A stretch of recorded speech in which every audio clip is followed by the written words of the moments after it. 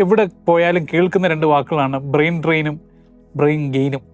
ഇതൊരു വളരെ നമ്മളെ ഭീഷണിപ്പെടുത്തുകയും അല്ലെങ്കിൽ നമ്മളൊക്കെ പേടിപ്പെടുത്തുന്നതും അതേപോലെ തന്നെ അവസരങ്ങൾ തോന്നിപ്പിക്കുന്നതും മായ രണ്ട് വാക്കുകളാണ്. ഈ രണ്ട് വാക്കുകളൊന്ന് എക്സ്പ്ലെയിൻ ചെയ്യാൻ കഴിയും?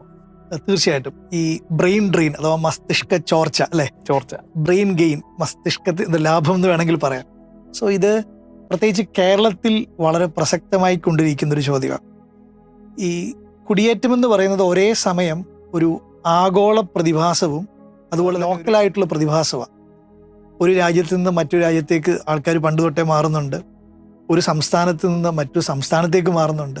ഇനി പോട്ടെ, സംസ്ഥാനത്തിനകത്ത് നിന്നും അതെ ഒരു ജില്ലയിൽ നിന്ന് ഇപ്പൊ റാന്നിന്നും കോന്നിന്നും തിരുവല്ലയിൽ നിന്ന് എറണാകുളത്തേക്കും കോഴിക്കോട്ടേക്കും നിലമ്പൂരോട്ട് പോയി. അതെ. അപ്പം ഇതൊരു ലോക്കലായിട്ടും ഇത് നടക്കുന്നൊരു പ്രതിഭാസമാണ്. ഒത്തിരി പ്രതീക്ഷകളോടുകൂടിയാണ് ഈ മൂവ്മെന്റ്സ് നടക്കുന്നത്. പക്ഷെ ഈ യാത്രക്കിടയിൽ പലപ്പോഴും ഒരു ദേശത്ത് ചിലപ്പം ഈ ബ്രെയിൻ ഡ്രെയിൻ സംഭവിക്കാം. മിടുക്കരായ കഴിവുകളുള്ള സ്കിൽസ് ഉള്ള ഒത്തിരി ആൾക്കാർ ഒരു സ്ഥലത്തേക്ക് പോകുമ്പോൾ ആ സ്ഥലത്ത് ബ്രെയിൻ ഡ്രെയിനും മറുവശത്ത് ഒരു ബ്രെയിൻ ഗെയിനും സംഭവിക്കും. അതാണ് നമ്മൾ ഈ എപ്പിസോഡിൽ നമ്മൾ ചിന്തിക്കാൻ പോകുന്നത്. ശരിക്കും ഇങ്ങനെ പറയാറുണ്ട്, ഈ കുടിയേറ്റക്കാരെ പറ്റി ഇങ്ങനെ പറയാറുണ്ട്, കുടിയേറ്റക്കാർ പട്ടണങ്ങൾ നിർമ്മിക്കുന്നവരാണെന്നൊരു ചൊല്ലും പണ്ട് കാലങ്ങളിലുണ്ടായിരുന്നു. സോ ഇത് നമ്മൾ വളരെ ചിന്തിക്കേണ്ട ഒരു വിഷയം തന്നെയാണ്.